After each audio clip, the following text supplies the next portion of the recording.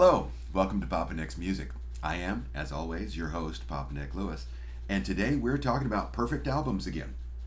This is my fourth perfect album video. In my first perfect album video, I explained the criteria that I use um, to determine whether an album is perfect or not. To me, a perfect album has four qualities. Quality number one, the obvious one, you can't skip any tracks.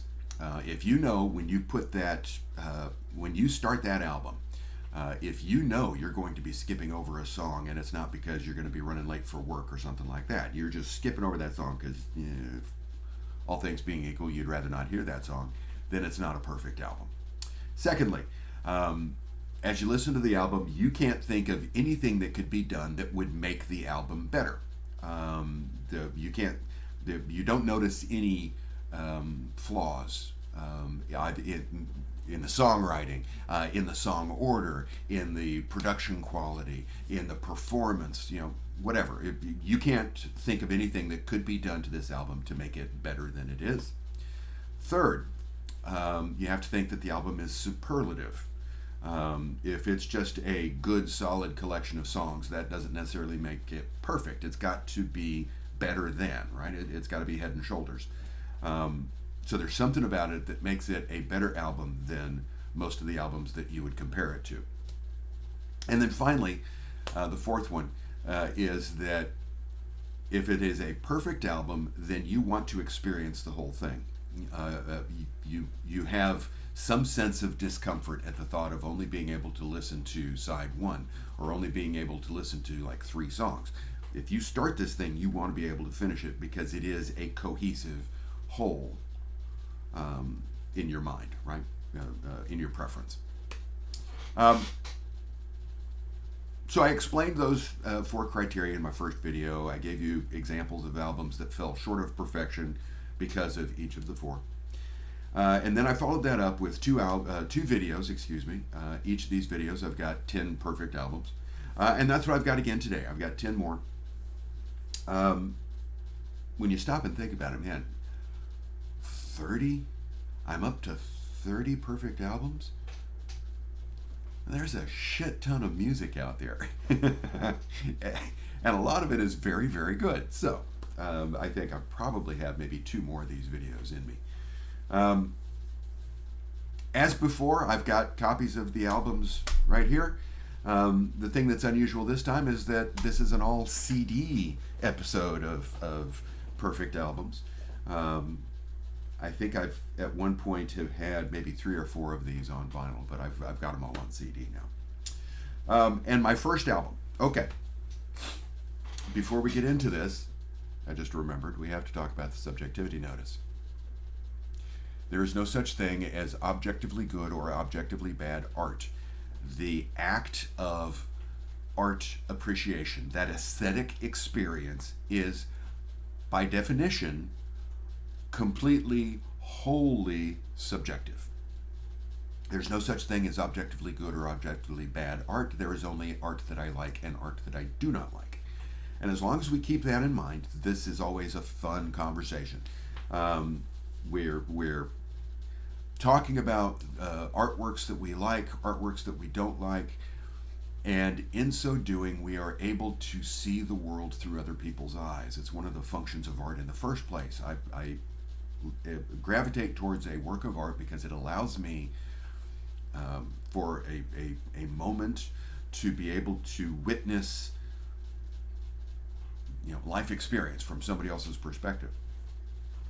And as long as we are just talking about stuff that we like, that it's always a fun, instructive conversation. As soon as we start thinking that somebody has to be right or wrong, that's when it goes off the rails. So, no such.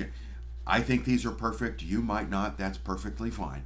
There might be albums that you think are perfect that I don't think are perfect, and that's okay. There's nothing wrong with that. That's the nature of the beast. We don't need to get caught up in who's right, who's wrong. Now, my first album is from 1973. As in my previous videos, these are all ranked chronologically. There's no, you should conclude nothing about the relative quality of these albums based on where they fall in the lineup. It's strictly chronological. First album is from 1973. Excuse me, I have to tell a very quick story here. When I was young, my dad used to work for an oil drilling company, which means that I had the opportunity to travel abroad and, in a couple of instances, live abroad. And in 1975-76, I was 12 years old. Do the math. We lived for that year, fall of 75 to fall of 76. We lived in Port Harcourt, Nigeria. And we had the full intention of being there for a few years. We had packed up all of our stuff, right? And so it's not like we were living out of a suitcase. We had brought all of our music with us. But it didn't take long for us to get tired of the music that we had. We were living in an area that had very little in the way of. Port Harcourt was not a huge metropolis, okay? So it's not like we had record stores that we could go to that would stock British or American music. It was just, if I had the taste then that I do now for African music, I probably would have been in heaven. I could listen to Ray Lima all day long, but I did not have that as a 12-year-old. And so we were starting to get really tired of the music that we had. About that time, one of my dad's coworkers had been transferred to another location. And rather than pack up and carry all of his shit with him, he sold it off. And my dad bought his sound system. It was this nice, top-of-the-line, quadraphonic sound system. It just screams 1975, right? I mean, it had the big cabinet speakers and everything. And because my dad had bought his sound system, his friend included a handful of his albums that he wasn't going to take with him. And two of those albums had a pretty deep impact on me. I don't think it's going too far to say that they are the first two albums in my life that I can think of that actually changed my life. One of them was Steely Dan's Can't Buy a Thrill. You can check the video playlist if you did not catch my Steely Dan album ranking video, and I talk about this there as well. But the other of those two albums was the self-titled Tower of Power by Tower of Power. I love this album. God, do I love this album. And this was a complete breath of fresh air to me because it's soul and funk. And I grew up in rural eastern Oklahoma. We did not have much in the way of soul and funk being played on our local Okie radio station. And this thing was just, oh man, I adored it then. I adore it to this day. It's got wonderful tracks on it. What Is Hip is great. Soul Vaccination is great. Both Sorry Over Nothing is great. The radio hit off of this album is So Very Hard to Go, which is just a brilliant song. I think it's a perfect song. So one of these days I may do perfect song videos, and So Very Hard to Go is going to be on that list. Tower of Power, 1973. Perfect album. While we're talking about my African experience, brief pause while we're talking about the African experience, a few years later, my dad was still living there. My folks had divorced, and then they remarried. When they remarried, my mom went to Africa with my dad. My sister had graduated from high school at this point, so it was just me and my brother. And I know this is a lot of detail. We chose to stay in Oklahoma with family, with an aunt and an uncle of ours that lived in that same town, rather than going to Nigeria.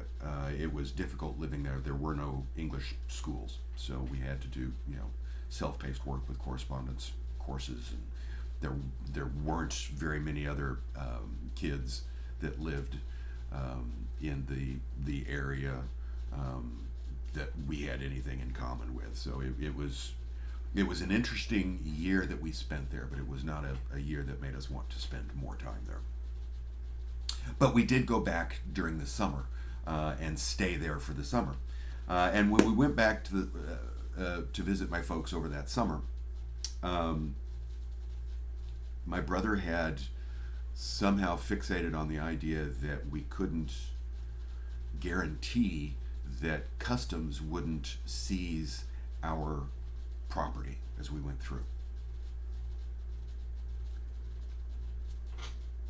Anyway, so that meant we could only take music if we had multiple copies of it. If I had known he was going to have this flash of insight, I would have spent a good couple of weeks before we left making tape copies of of a bunch of albums. But this was a decision that he made. I mean, right at the 0 hours, we were getting ready to go, and I didn't have time to prepare for it. But he was my older brother, so I had to do it. Which meant that we took 2 albums with us that summer, and we listened to those albums all summer long. One of those albums was Love Gun by Kiss, and to this day I get hives at the thought of even listening to that album again, because it was such a grueling summer. I burned out so badly on that album, it's not even funny. The other album that we brought, I listened to just as many times, and I have listened to it thousands of times since then, and it has remained one of my favorite albums, and that is 1977's Out of the Blue by ELO. I love this album. The fact that I could listen to it virtually non-stop for an entire summer and still want to listen to it. Oh my gosh. It is the fairly rare example of a double album that is consistently excellent from start to finish. Usually, I know it's a bit of a stereotype, but usually you get to a double album of original material, and you think, okay, yeah, with a little bit of careful editing, we could get this down to a really stellar single album. And you can't do that with this thing. This thing is perfect. Love this album. The radio hits: Turn to Stone, Sweet Talking Woman, Mr. Blue Sky. Mr. Blue Sky, are you kidding me? One of the most perfect songs ever written. But there's not a clunker in the bunch. I love this album. I can listen to this thing all day long. And have. I mean, ELO. Out of the Blue. Okay, enough of my reminiscences. Enough of my memories of international travel as a child. Coming in at number 3 on today's list, we've got 1978's Minute by Minute by the Doobie Brothers. For the most part, I'm lukewarm towards the Doobie Brothers. I like a lot of their music, but I tend to like the radio singles, the occasional album track, but I'm not a huge fan of most of their output. This is the glaring exception to that rule. What a Fool Believes, brilliant. Minute by Minute, brilliant. Dependent on You, brilliant. Here to Love You, brilliant. Everything about this album is brilliant. It was a fairly huge album when it was released. I mean, it spawned a lot of radio hits. And it was one of those albums that everybody I knew had a copy of it. And I understood why. Usually, if everybody had a copy of it, that meant I wanted to stay away from it because I was always that kind of kid. But man, this one, no, I completely understood that. Minute by Minute, perfect album. Number 4. This is an album that I talked a lot about in one of my ranking videos. I mentioned then that I thought it was perfect. Normally when I'm setting these up, I'm trying to stay away from albums that I've talked about in other videos, but this one I really want to talk about because I want to keep talking about the Knack. I love the Knack. And their album from 1981, Round Trip is perfect. Oh, if there's one album in this stack that I really want you to go and listen to, it is Round Trip by the Knack. At this point, I would normally talk about the songs that got radio airplay. None of these songs got radio airplay. Most people are blissfully unaware that this album even exists. But it's got some wonderful songs on it. Radiating Love is great. Soul Kissin' is great. Just Wait and See. Oh my God, is that thing perfect or what? Another Lousy Day in Paradise is the Knack experience in a 3-minute pop song. It's just, do yourself a favor. Track this thing down. Listen to it. You'll thank me later. Perfect album. 1981. Round Trip by the Knack. Okay. When I'm setting up these, when I'm going through my library and I'm looking at albums and I'm trying to decide which ones I want to include, I try to include the occasional album that I'm fairly positive nobody's ever heard of before. Just because I want to spotlight as many different things as I can. This album, it's in that list.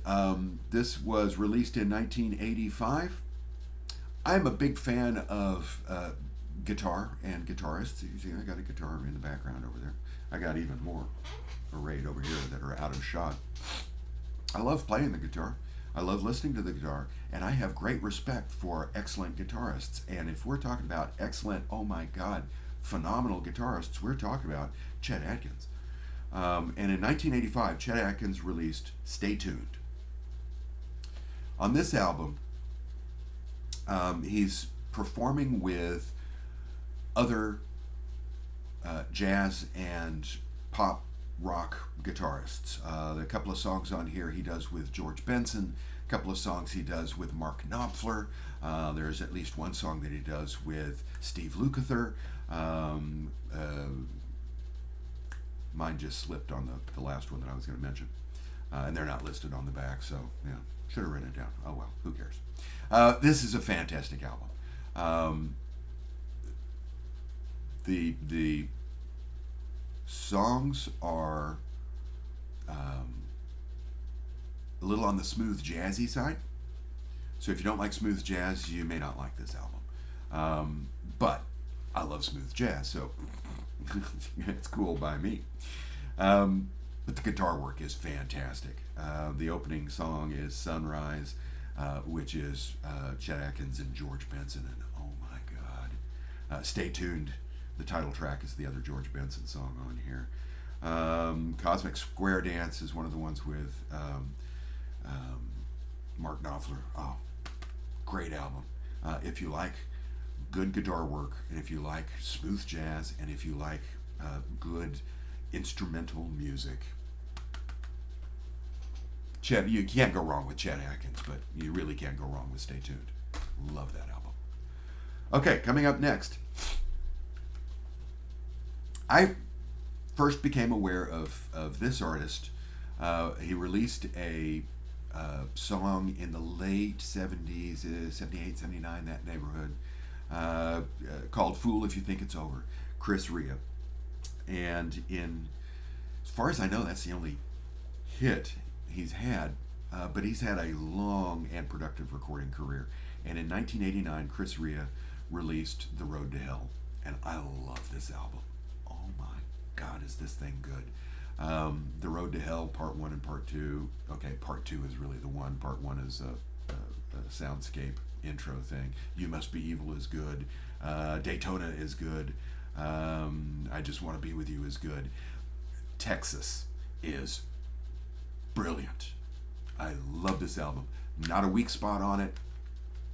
Superlative. No skippers. Love The Road to Hell with Chris Rea. I like most of Chris Rea's work. The albums that I've listened to, and I've maybe 6 in my library, out of, God only knows how many he actually cranked out. This is the only one that I'm thinking is perfect. The rest of them will have at least one skipper on them. But man, Road to Hell, I cannot recommend highly enough. Great album. Okay, back to the stuff that you know. Coming in at number 7, 1989's Full Moon Fever by Tom Petty. Um, Tom Petty, it's the same kind of relationship with Tom Petty that I have with the Doobie Brothers. I like most of the radio singles and the occasional album cut, but I've never been a big fan of individual albums. You know, Damn the Torpedoes was a big album, and this is the exception to the rule. I love this album. I think a good chunk of it is the presence of Jeff Lynne, because I am a huge fan of ELO. I'm a huge fan of Jeff Lynne. I think he's probably the most underrated musician slash producer slash songwriter of the pop rock era. The man is an immensely multi-talented, you know, borderline genius, and I don't think he gets nearly enough credit for the quality of the work that he's done. So it's probably because of Jeff Lynne's fingerprints all over it that I like it as much as I do. But I also like the songwriting, and Tom Petty's doing the bulk of the work on that. We've got Free Fallin', I Won't Back Down, Running Down a Dream. Those are the radio hits on here. Zombie Zoo is fun. All Right For You is good. This is a great album. I don't need to tell you that. You already know that this is like out of the blue and minute by minute. You already knew that this was going to be on my list. Okay, skipping ahead a few more years, we are now in the wonderful world of the 1990s. The 1990s are largely a black hole. There are like 3-4 shining artists that are recording during that time, but for the most part, I just want to, you know, crack a window, light a match, and hope the stench goes away. One of the exceptions to the rule is Ben Folds 5. 1997, excuse me, he released Whatever and Ever, Amen. I love this album. I knew virtually nothing about Ben Folds when I first listened to this album. I don't even remember what it was that made me get it. I had heard one of these songs on one of the internet radio stations I was listening to at the time, or actually it was probably satellite radio. And I really liked the song, and it made me want to track the album down and listen to it. And I don't even remember which song it was, because I can't go by, well, it's the song I like, because I like every song on here. This is a fantastic album. One Angry Dwarf and 200 Solemn Faces Are You. Great. Brick is great. Song for the Dumped is great. Kate. Oh, I love Kate. But for me, the two songs that really make this album, the two songs that make me want to proselytize for this album, that make me want to travel to your doorstep and ask you if you've heard the good word about this album, are Fair and Selfless, Cold and Composed. Oh my God, I wish I could write that well. I really do. Ben Folds 5, Whatever and Ever, Amen. Love it. Okay, let's go ahead 10 years, and we're going to one of my favorite bands.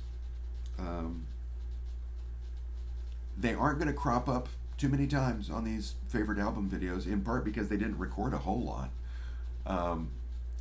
But also, most of their albums have at least one skipper, which, okay, kind of, you know, if I'm giving my list of favorite albums, you know, my favorite 50 albums out of my collection, out of my library, this band is going to be very heavily represented in that list.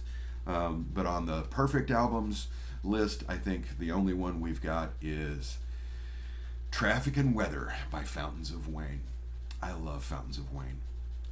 It broke my heart when Adam Schlesinger died early in the COVID pandemic, because I have so much regard for him. And this is a very heavy Adam Schlesinger album. I love Traffic and Weather. Someone to Love is a brilliant song. Traffic and Weather, the title track, is great. This Better Be Good. I love that song. I-95 is good. What is the one I'm trying to think of? New Routine. Brilliant. Love this album. it took me a while to find the new routine song on here. It's a song that every other Friday I get together with some friends and we play music at a local adult daycare. Specializes in early onset Alzheimer's patients. And one of the songs that I play is New Routine off of this. And it takes me a while to remember the actual name of it because everybody there knows it as the Carl Reiner song. I love this album. I love Fountains of Wayne, but this is, I think, probably their best album. And it's the only one that I can pull out and say this is a perfect album. Strongly recommended.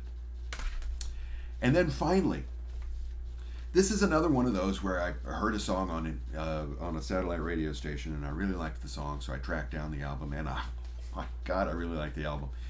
And it made me want to check out other albums by the same artist, and I don't have this reaction to any other thing of his that I've ever heard, but for this one album, Josh Rouse knocked it out of the park. El Turista is a brilliant album.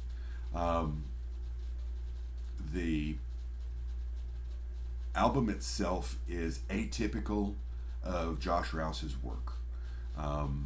Normally he's singer-songwriter, pop, indie pop kind of guy. Alternative, adult, contemporary kind of guy, right? This is a tropical vacation on a CD. He's doing songs in Spanish, and all of the songs, they just sound like a warm breeze going through palm trees and sunlight glinting off of the ocean while you're dipping your toes in the sand. I just adore this album. It's got the only version of Cotton Eye Joe that I will ever voluntarily listen to. Bienvenido, excuse me. The opening track is great. Lemon Tree, classic that he does great. I Will Live on Islands is top notch. This is a fantastic album. If you've never heard this album, strongly recommend El Turista by Josh Rouse. So, there we have it.